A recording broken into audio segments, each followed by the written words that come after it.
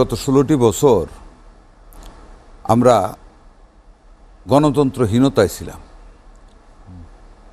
এই দেশের বিরোধী রাজনৈতিক দলগুলি সদ্য বিদায়ী ফ্যাসিস্ট আওয়ামী লীগ সরকার, শেখ হাসিনার সরকারের বিরুদ্ধে কথা বলতে পারেনি।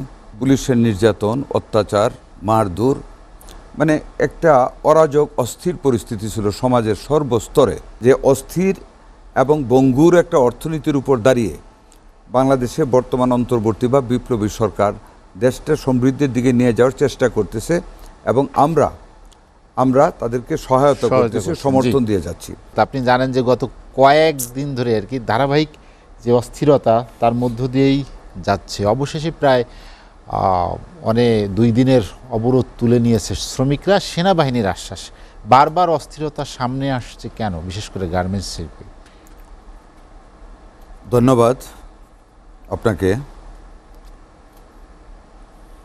ধন্যবাদ জানাচ্ছি আজকের এই প্রোগ্রামের দেশ এবং বিদেশে অবস্থানরত সকল শ্রোতা বন্ধুদের। আপনি যে বিষয়টি নিয়ে শুরু করেছেন, গার্মেন্টসের অস্থিরতা, আসলে আমরা বাংলাদেশের মানুষ 17 কোটি মানুষ, if I am not wrong, 2008-এর পরে গত 16 বছর যাবতীয় আমরা অস্থিরতায় আছি।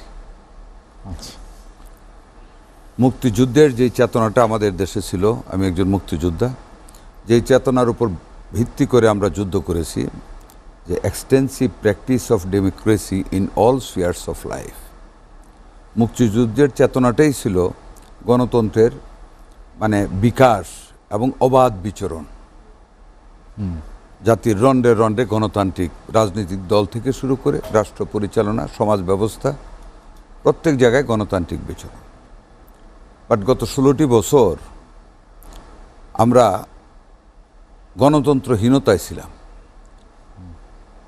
এই দেশের বিরোধী রাজনৈতিক দলগুলি সদ্য বিদায়ী ফ্যাসিস্ট আওয়ামী লীগ সরকার, শেখ হাসিনার সরকারের বিরুদ্ধে কথা বলতে পারেনি।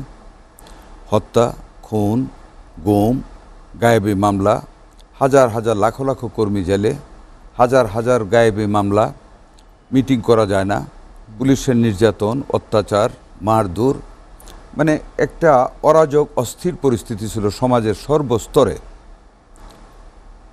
আওয়ামী লীগের বাইরের একজন দলের মানুষ তার ক্ষেতের ফসল পর্যন্ত গড়ে উঠাতে পারে নাই। রাতের আধারে জমির মাটি কেটে নিয়ে গিয়েছে, গাছ কেটে নিয়ে গেছে, কোনো বিচার ছিল না। এমন একটা অস্থির জাতির মধ্যে আপনি যদি হঠাৎ করে এখনই স্থিরতা আশা করেন, আমি মনে করি এটা ভুল হবে। গার্মেন্টসের যে অস্থিরতা, আমি মনে করি না যে আজকে যদিও বিপ্লব সফল হয়েছে, একটা ফ্যাসিস্ট সরকার দেশ থেকে পলায়ন করতে সরকার প্রধান বাধ্য হয়েছে বৈষম্য বিরোধী আন্দোলনে, ছাত্র জনতার আন্দোলনে। সেখানে তাদের দোসররা সমাজের সর্বস্তরে এখনও রয়ে গেছে।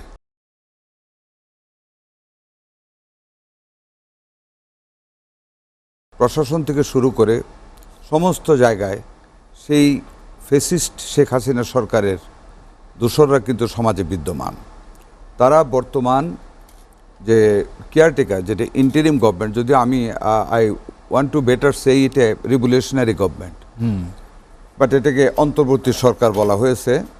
এই অন্তর্বর্তী সরকারের কে অস্থিতিশীল করার জন্য, ফেল করানোর জন্য, ডিসক্রেডিটেড করানোর জন্য, দেশের অর্থনীতিকে বিপর্যস্ত করার জন্য, এমনিতে তো আপনি জানেন, আজকেও পত্রিকায় দেখতেছেন আমাদের দেশের ব্যাংকগুলোর অবস্থা, যেভাবে দেশের টাকা লুটপাট হয়েছে, হাজার লক্ষ কোটি টাকা বিদেশে পাচার হয়েছে মানি লন্ডারিংয়ের মাধ্যমে।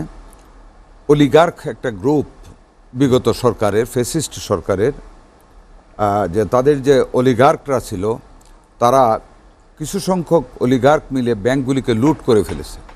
ব্যাংকের মালিকানার নামে উদল বদল করে ডিরেক্টরশিপ দিয়ে ব্যাংকের টাকা, ঋণ নিয়ে সমস্ত কিছু লুটপাট করে বিদেশে পাচার করেছে। তার উপরে এই যে একটা অস্থির অবস্থা, কুইক রেন্টালের নামে হাজার হাজার কোটি টাকা ফরেন কারেন্সিতে দেশ থেকে লুটপাট করা হয়েছে, বিদেশে নিয়ে যাওয়া হয়েছে। আমি যদি খাতওয়ারি বলতে চাই, তাহলে আমার 2জন সহকর্মী শ্রদ্ধাভাজন হয়তো কথা বলার সুযোগ পাবেন না, আমি বলতে চাই না। In short, precisely I want to say that, যে অস্থির এবং বঙ্গুর একটা অর্থনীতির উপর দাঁড়িয়ে বাংলাদেশে বর্তমান অন্তর্বর্তী বা বিপ্লবী সরকার দেশটা সমৃদ্ধির দিকে নিয়ে যাওয়ার চেষ্টা করতেছে এবং আমরা তাদেরকে সহায়তা করতেছি, করছেন, সমর্থন দিয়ে যাচ্ছি। তার মধ্যে ষড়যন্ত্রকারীরা, ফ্যাসিস্ট সরকারের দোসররা গার্মেন্টস সেক্টর বা বিভিন্ন সেক্টরে বকুল ভাই যদি ছোট করে জানতে চাই যে আমি আপনি শেষ করে বলেছেন যে উস্কানি জি, দিচ্ছে, বাট এই উস্কানি সফল কাম হবে না। ইনশাল্লাহ আমি আশা করি খুব সুন্দরভাবে, হ্যাঁ শ্রমিকদেরও দাবি দেওয়া আছে।